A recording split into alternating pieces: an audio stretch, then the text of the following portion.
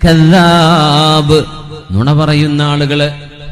നുണ പറയാ വലിയ ഡേഞ്ചറാണ്. എന്തേ? ഫഇന്നക മിൻഹു അലാ ഗുറൂർ വഹുവ മിഥല സറാബ്, അവനൊരു മരീചിക പോലെയാണ്. വെള്ളം ഉണ്ടോന്ന് വിചാരിച്ച് നടക്കുമ്പോ മരുഭൂമിയിൽ നട്ടുച്ച നേരത്ത് വെള്ളം പോലെ തോന്നുന്നതാണ് മരീചിക. നുണ പറയുന്നവൻ, എടോ എനിക്കൊരാവശ്യമുണ്ട്, അതൊക്കെ ഞാൻ ശരിയാക്കി തരാം, മുഖ്യമന്ത്രിന്റെ ഫ്രണ്ടല്ലേ, എവിടെ ഒരു കഥ ഉണ്ടാവില്ല, വെറുതെ പറയണം. നിങ്ങളിങ്ങനെ വിചാരിച്ചിരിക്കും പഠിച്ചനോ ശരിയാക്കി തരും,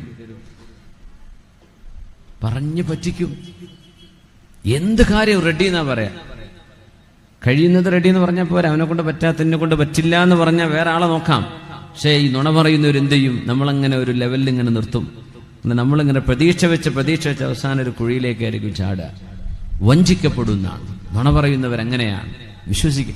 ഒരിക്കൽ നുണ പറഞ്ഞാൽ ഒരു മനുഷ്യന്റെ വില നഷ്ടപ്പെട്ടു എന്നാണ്. പിന്നെ ആരാ മനുഷ്യനെ ശ്രദ്ധിക്കുക? നുണ പറഞ്ഞാൽ കെദിബ് പാടില്ല. ദൂരെ കിടക്കുന്നത് അരികത്ത് ഉള്ള പോലെ അവൻ പറഞ്ഞു തരും, അരികത്തുള്ളത് ദൂരെയാക്കാനും അവനെ കൊണ്ട് കഴിയും. ഫ്രണ്ട്സുകൾക്കിടയിൽ കുഴപ്പങ്ങൾ ഉണ്ടാക്കാൻ കഴിയും നുണ പറയുന്നവർക്ക്.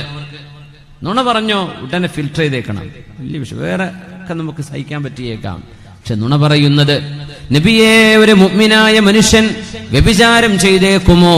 ഒരു പക്ഷേ ചില ടെംപ്റ്റേഷന് വഴങ്ങി വ്യഭിചാരം ചെയ്തേക്കാം. നബിയെ ഒരു മുഅ്മിനായ മനുഷ്യൻ മോഷ്ടിക്കുമോ? ഒരു പക്ഷേ ഗതികേടുകൊണ്ട് അവൻ ചെയ്തിരിക്കാം. നബിയെ മുഅ്മിനായ മനുഷ്യൻ നുണ പറയുമോ? കല്ലാ, ആ മുഅ്മിനായ മനുഷ്യന് നുണ പറയാൻ കഴിയില്ല എന്ന് മഹാനായ റസൂലുള്ളാഹി സ്വല്ലല്ലാഹു അലൈഹി വസല്ലം. നമ്മുടെ മക്കളൊക്കെ ശരിക്കും പഠിപ്പിക്കണേ. മക്കള് ചെറിയ വിഷയത്തിൽ നുണ പറഞ്ഞ് നമ്മൾ ശ്രദ്ധിക്കാണ്ടിരുന്നാൽ അവർ വലിയ നുണ പറയും, പിന്നെ അതിന്റെ മീതെയാവും, പിന്നെ വലിയ വലിയ സംഭവങ്ങളായിട്ട് മാറും. അല്ലാഹു കാത്ത് രക്ഷിക്കട്ടെ.